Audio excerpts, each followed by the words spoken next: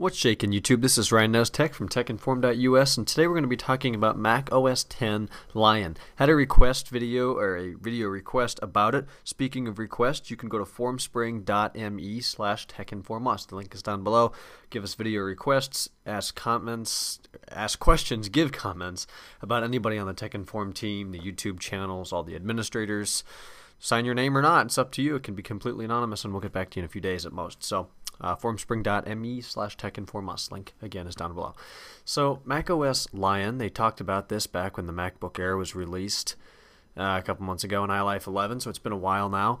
And it's going to be somewhat of a mix between OS 10.6, which is Snow Leopard, and iOS, which, you know, me included, makes a lot of people nervous. Notice it says the power of OS X and the magic of iPad. So we're going to see a couple different similarities in the screenshots that we're going to be looking at of what this is going to look like. Everything that we're talking about is pretty much from Apple, aside from date speculation and price speculation that we'll be talking about later on in the video.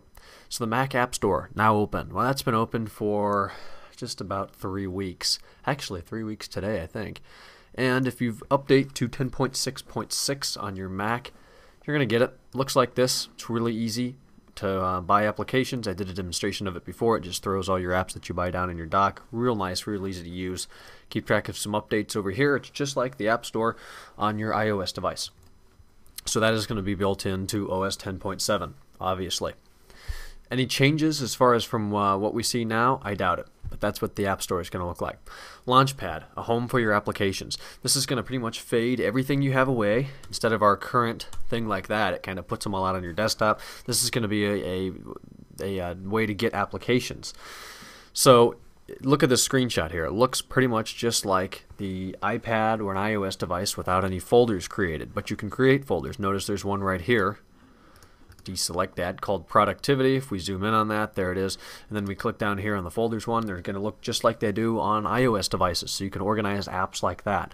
Now they may offer one of the F keys, one of the function keys on your keyboard to open that, some other command function, who knows, but that will be a really easy way to do away with the big applications folder, the big scrolling applications folder here.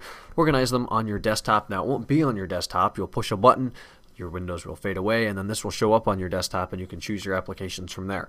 So I think that'll be fun to play with, but I don't know how much I'd use it because I usually just hit Command, Spacebar, and type what I want in Spotlight. Full screen apps. We've seen this with the iLife suite. That just kind of makes it easier to focus all your attention on one thing without having other applications bouncing in the background wanting your attention. I know that we have it in iPhoto right now. I do not know if iMovie has it because I don't use it very often in GarageBand. I don't think that has it either, but that'll be nice. Be able to see that in more applications. Mission Control. This is the last thing, unfortunately, that Apple has told us. There's going to be much more than this, but this is a basic outline of some of the features that Apple's looking at. Mission Control is, well, it's a Mac command center. Instead of hitting your F3 key and having it put your windows out like that, I'll go ahead and open another Finder window. It just puts your open windows out so you can choose back and forth. Notice how it's going to group your desktop here. Look at the desktop background, zoom in on that a little bit more, and then you see all your windows in front of that. The App Store in the bottom right, where my mouse is, iCal, Mail, Pages, and Safari. So there's all your windows open on the desktop. But then you can come up here, you go to your dashboard, go to your preview window, iPhoto library, and stuff's open there. That's going to be really nice, actually. And you still have your dock, so that's going to be super cool to be able to see everything that's going on with the push of a button or a click or whatever command they're going to allocate to it, probably the F3 key. That's just going to be incredibly easy to see everything that's going on with your Mac. One thing people have been worried about, compatibility. I say if your Mac runs 10.6, 10.0, any version of 10.6, it'll run Lion. If it runs 10.5, it'll probably run Lion because it's very similar interfaces, at least from what we're seeing right now. So compatibility, I would not say is an issue. I would want at least 4 gigs of RAM, at least a 2 gigahertz dual core, and at least 160 gig hard drive. And then graphics, you're probably fine with shared 256 meg. 128 would do it. I'd recommend 256.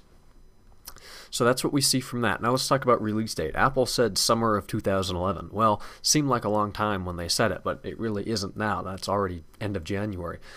Well, unfortunately, with Steve Jobs out now of the picture for who knows how long, they may have to push that back. Maybe not. I hope I'm wrong. But we may not see that till fall, winter, spring of next year. I don't want to push it back much further, but I'm really looking forward to it in the summer. So I'll have to see what happens with that. Pricing.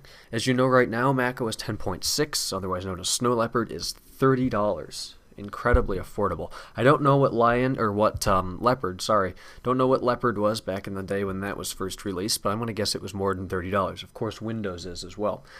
I'm hoping that Lion is still $30. That would be incredible to be able to upgrade for $30 or buy copies for $30. The family pack is like $50, and I think you get 3 or something like that. But I would guess they're going to bump the price up, maybe to $50, maybe to $75, maybe all the way to $100. Who knows? But $29 is always a nice goal that we can think about and hope for. So here's what I know about OS Lion. Aside from everything that we've talked about, new features, I don't really know. To be perfectly honest, I think that OS 10.6 Snow Leopard is a very fast, compatible, really nice operating system. However, I know I've mentioned this in videos before, in Finder, for some reason, it just isn't smart with folders, and I would love to see this. For example, if I drag this window out like this, instead of maximizing the usability and moving these 3 icons over here so I don't have to scroll, it just leaves it. And if your default settings do not even align them to grid, so you can drag these icons on top of each other and they're not aligned to a grid, as I said, and it's just really, really messy and unorganized. And then if you change their size, look at that. I mean, it doesn't reorganize or anything. It just, what a disaster that is. That really needs to be changed. That's probably hands down my least favorite thing about OS X. So I'm hoping they'll do some changes in Finder as well as everything else we talked about, hopefully next summer, and hopefully it's $30. So leave your comments and thoughts below or on Formspring. We have a Facebook page as well. It's facebook.com/techinformus. My Twitter is twitter.com/JamesRSchultz. Our TechInform Twitter is twitter.com/techinformus. Our site, tech blog, techinform.us. And then you can catch me live every Tuesday night from 8 to 9 p.m. Eastern Time on ustream.tv/techinformus. Talk to you guys on Friday. Thank God. And thanks for watching. Bye-bye.